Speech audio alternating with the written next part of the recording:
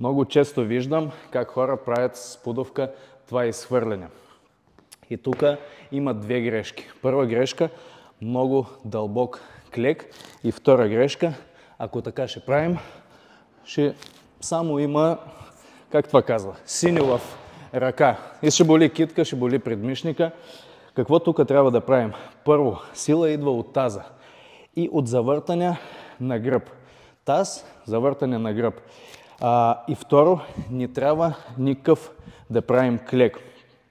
Още едно нещо, пудовка хващаме точно в край. Не държим на центъра.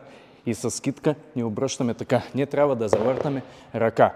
Първо палеца влиза между крака и после от завъртане на рамо, от завъртане китка. Тя точно пудовка, точно ляга, без никакъв удар в предмишника. Сега ще демонстрирам. Без дълбок клек, с движение на таза и с завъртане по гръб. И без никакъв удар, пудовка точно ляга където трябва.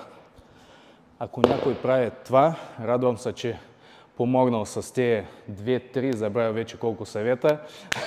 Сложите един лайк и другия път нещо пак ще обяснявам с пудовка.